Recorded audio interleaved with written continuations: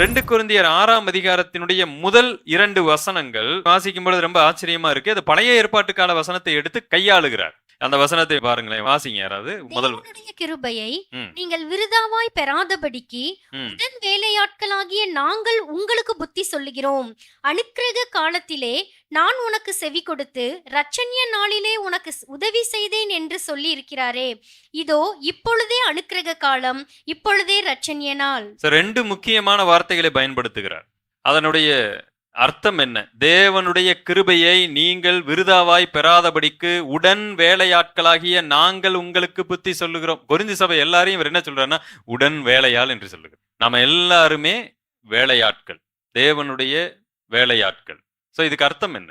அதனுடைய எளிய மொழிபெயர்ப்பை உங்களுக்கு வாசித்து காண்பிக்கிறேன். நாங்கள் தேவனோடு சேர்ந்து பணியாற்றுகிறவர்கள். எனவே தேவனிடமிருந்து நீங்கள் பெற்ற கிருபையை பயனற்ற வகையில் வீணடிக்க வேண்டாம் என உங்களை கேட்டுக்கொள்ளுக. தேவனிடத்திலிருந்து பெற்ற கிருபையை நீங்கள் பயனற்ற வகையிலே வீணடிக்க வேண்டாம். அந்த அளவுக்கு தேவன் உங்களை ஆசீர்வதித்திருக்கிறார். தேவன் உங்களோடு இருக்கிறார், வழி நடத்துகிறார், தேவைகளை சந்திக்கிறார். இவ்வளவு கிருபைகளை பெற்ற நீங்கள் அதை வீணடித்துக் கொண்டிருக்கிறீர்கள். ஏன் வீணடிக்கிறீங்க? எங்களை பற்றினதான தவறான நம்பிக்கை உங்களிடத்தில் வந்துருச்சு. நாங்கள் ஏதோ ஊழியர்களே இல்ல, நாங்க ஏதோ பேருக்குன்னு வந்து போதிக்க வந்துட்டோம் என்று எங்களை பற்றி நீங்கள் தவறாய் நம்பிக்கொண்டிருக்கிறீர்கள். ஆகவே உங்களுடைய வாழ்க்கை சில பயனற்ற நிலைமையில போயிருச்சு.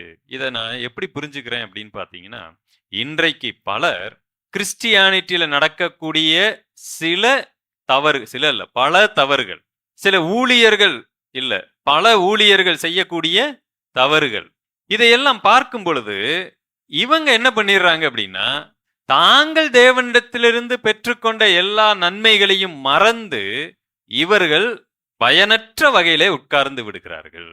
இவங்க வாழ்க்கை யாருக்குமே பயன் இல்லாமல் போய்விட்டது. இன்றைய இருக்கிற கிறிஸ்தவ சமுதாயத்தில் நடக்கிற பிரச்சனைகளை நாம் சுட்டி காண்பித்து ஒரு மாற்றத்தை உண்டு பண்ண வேண்டும் என்று போராடி கொண்டிருக்கிறோம். இது ஆக்கப்பூர்வமாய் இல்லாவிட்டால் மிகப்பெரிய ஆபத்திலே போய் முடிந்துவிடும்.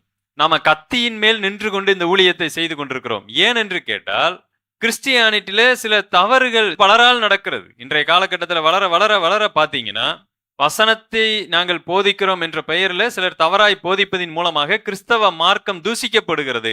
இதனால என்ன நடக்குதுன்னா, நிறைய பேர் நாம் அதை சுட்டி காமிக்கும் பொழுது அல்லது அவங்களே அந்த தவறை பார்க்கும் பொழுது, ஒண்ணு அவங்க சரியான சத்தியத்துக்குள்ள வந்து நாம சரியா நிக்கணும் அப்படின்னு வருவாங்க. அப்படி இல்லாவிட்டால் தாங்களும் சோர்ந்து போய் ஓரமா உட்கார்ந்து எந்த பயனற்ற வகையில எல்லாரும் தப்பு பண்ணிட்டு இருக்கிறாங்க, எல்லாரும் வீணாய் போய்விட்டார்கள், கிட்டத்தட்ட அவிசுவாசியின் நிலைமைக்கே போய்விட வாய்ப்பு இருக்கிறது. தேவனுடைய நன்மையை பெற்றுக்கொண்ட நாம் அதை பயனற்ற வகையிலே வீணடித்து விடக்கூடாது. நாம கர்த்தருக்காக எழும்பி பிரகாசிப்பதற்கு பல தடைகளை சாத்தான் கொண்டு வர முடியும். எப்படியெல்லாம் தடைகளை கொண்டு வருகிறான்னு பாருங்க. உங்க லைஃப்ல சில தடைகளை கொண்டு வரலாம், உங்க லைஃப்ல வர்ற பிரச்சனையின் மூலமாய் தடைகளை கொண்டு வரலாம். அல்லது கிறிஸ்துவை நம்புகிறவர்கள் தவறாய் நடக்கும் பொழுது, தவறாய் போதிக்கும் பொழுது அதை காண்பிச்சு நம்மை வழிவிலக செய்து விட முடியும். சோ ஒன்றை நாம உறுதிப்படுத்திக் கொள்ளலாம், யார் என்ன தவறு செய்தாலும் சரி, யார் என்ன மாதிரி போதித்தாலும் சரி, அது கிறிஸ்தவ அல்ல, அது அல்ல கிறிஸ்துவின் போதனை. ஒருவேளை சத்தியம் இருக்கிறது, அதுதான் உண்மை. அந்த உண்மைய இந்த உலகமே அங்கீகரிக்கவில்லை என்று சொன்னால் கூட அது உண்மைக்கு எந்த பங்கத்தையும் விளைவிக்காது, எந்த பிரச்சனையையும் கொண்டு வராது. உண்மை மனிதர்களுடைய அங்கீகாரத்தில் இல்லை, சத்தியம் மனிதர்களுடைய அங்கீகாரத்தில் இல்ல. அது யாருமே அங்கீகரிக்காவிட்டாலும் அது என்னவா இருக்கிறது? உண்மையாக இருக்கிறது. ஆகவே நாம எந்த விதத்திலும் நம்மை யாரும் விழத்தள்ளி விடக்கூடாது. ஒன்றை புரிந்து கொள்ளுங்க, கிறிஸ்டியானிட்டி வேதத்தில் இருக்கிறது, கிறிஸ்துவில் இருக்கிறது, அதை பின்பற்றுகிற உண்மையான கர்த்தருடைய பிள்ளைகளிடத்தில் இருக்கிறது. ஆனால் அவரே சொல்லிட்டாரு, இது இடுக்கமான வாசல், இது சிறு மந்தை. அந்த உண்மையான மக்கள் குறைவாய் இருக்கிறதுனால அது வெளியிலே தெரிவதில்லை. ஆனால் கேட்டுக்கு போகிற வாசல் விசாலமாய் இருக்கிறதுனால அவர்கள் பிரபலமாய் தெரிகிறார்கள். கொரிந்தியரே, நீங்கள் பெற்ற கிருபையை வீணாக்கிறாதீங்க. இன்றைக்கு நீங்க நிக்கிறீங்க, நடக்கிறீங்க, ஓடுறீங்க, சாப்பிடுறீங்க, உங்க குடும்பத்தின் தேவைகள் எல்லாம் சந்திக்கப்பட்டிருக்கிறது தேவனுடைய கிருபையால.